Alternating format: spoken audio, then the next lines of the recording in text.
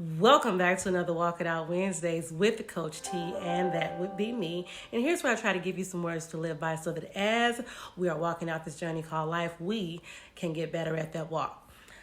So this is part 2 of I disagree versus I declare war. And so last week we learned a lot about the concept of learning to disagree without being disagreeable, right?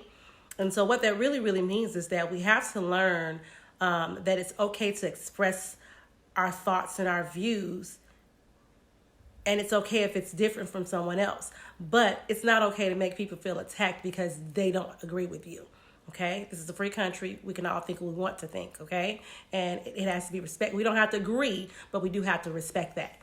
We also discovered that if we nurture this thought process within us that we're the only ones that can ever be right about anything at all times, no matter what it is, then we cultivate 3 things within us that can be really detrimental to the building and the maintenance of our relationships and ultimately our success. Those 3 things are immaturity, pride, and defensiveness. So these very 3 things have started whole entire wars. So I'm going to do a little bit of storytelling and hopefully you can see how it all plays out, okay? I watched this biopic about a historical king. Please don't ask me to remember what king it was. I really don't. But stay with me. I promise you, I'm going to take y'all somewhere. So this teenage kid becomes the king after both his father and his brother dies, right? So he quickly learns all of the basics and begins his rule. And for the most part, he is adapting well, making good decisions. So he's really doing well up until he gets to his early 20s. Then there's this one incident that places him in some really murky, deep waters, and it changes to the trajectory of his life as king, right? He invited a neighboring king for dinner at the palace. And the king made a gesture towards him. The kid, he didn't really think anything of it, right? He's like, whatever, it's not a big deal, right? But his advisors told him the gesture was disrespectful. And basically, they're telling him, you should be offended by this. And your father would have never stood for it. You should demand an apology for the gesture and make them give you a gesture. Okay? So when the neighboring king refused, the advisor suggested that this new young king should issue a declaration of war. So this is his first time to go on to war, right? He wasn't mature enough to make his own decisions about what behaviors were going to offend him, right? Or what situations were truly worth a fight. He let them tell him what it was instead of him using his own maturity to figure that out or his own thought processes to figure that out. And as a result, it led him to a war that he never wanted to wage because he didn't want to go to war. But his father was intolerant of disrespect and always victorious in every battle. So this created a superiority complex for him. Now, this young king has to live up to that because that's what the advisors are expecting.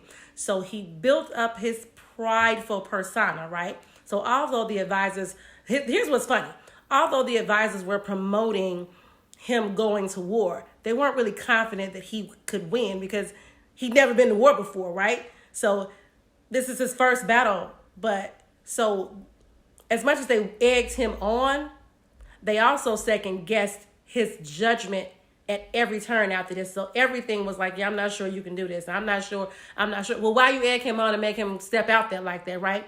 Eventually, now they want him to withdraw the challenge. That is like career suicide for a king, okay? Quick sidebar. This is why you cannot be listening to people because they will hype you up and then send you off into the ditch. You have to learn to use your own judgment. But back to the young king. So he's wrestling because he really doesn't want to go to war. But his pride is not going to let him withdraw. He can't turn back. I can't go back on it, right? I can't back down. he's got something to prove, not only to the advisors and the kingdom and the other king, he's got to prove it to himself. And he's got to hold up his father's legacy. His father's legacy is now on the line. Never mind the fact that he's the king. He's the current reigning king. So he could create and declare whatever legacy he wants to for himself. But it's personal now.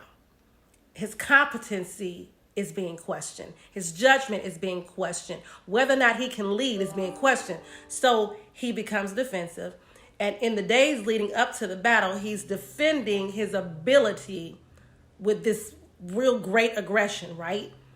Now the advisors have given up hope. They're like, oh my God, the king has gone mad. The king is mad. He's crazy. Sidebar. People will push you to the edge with their opinions and advice, okay? They said statements to manipulate you into making decisions that only benefit them. Then when they think that you've took things a little too far, they say, oh, they turn around and do a real quick about face on you. And they leave you to fend for yourself. That's what they did to this young king. So the day of the war is here. The young king goes out to the battlefield. And rather than let the generals lead like the king normally would do in battle, he decides, I'm going to lead. Because again, he still got something to prove. So he decides, I'm going to lead. Well, he wins the war that day. But sadly, he loses his life. He defended his competency to his own death. Did y'all catch that? He defended his own competencies to his own death. We do the very same thing when we defend our differing opinions to the death. We wage war on the people or the person that we're in the conversation with. Every time we do that, we weaken the foundation of those relationships. We cause people to retreat from us. Now, a daily 2-hour conversation becomes a weekly 20-minute conversation. Because God forbid they disagree with you. So they can't talk to you that long. They can't talk to you long enough to disagree, because that's going to be a problem. I used to really be bad about this. But I am learning to accept the reality that everyone isn't always going to be agreeing with me. Everyone is their own person. And everyone has their own thoughts. Everyone has their own beliefs. And they aren't always going to match mine. But that doesn't mean we can't be friends. It doesn't mean we can't communicate. It doesn't mean we can't collaborate. It doesn't mean that we have to fall out and part ways. All it really, really means is we're different. And different isn't bad. In fact, different is good, because it makes us interesting to one another. It also makes us unique in the offerings, in the way that we show up every day, that helps us really, really forge and build relationships with each other. So stop trying to assimilate people to your way of thinking. This isn't the board. Resistance is futile. In fact, this is a free country. Okay, it's a free country. We all have the right to choose, and that applies to everything. And let's just be clear, you're not R. Kelly either. You don't gotta always exhaust your energy into making people come around and seeing things your way. I don't have to see it your way. They don't have to see it my way. Instead, purpose to, number 1, accept people for who they are.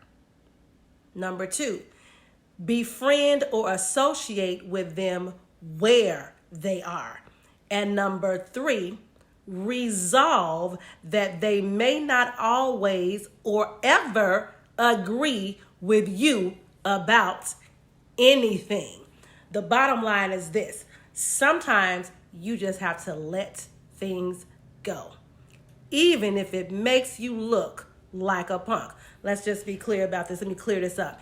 Any coward can pick a fight, but it takes bravery, self-control, mindfulness, and maturity to walk away with your integrity intact. So the next time you want to defend something to the death, remember your integrity. And for integrity's sake, walk away. This has been Walk It Out Wednesday with Coach T. I am the Coach T, and remember to always just be you. See you next time.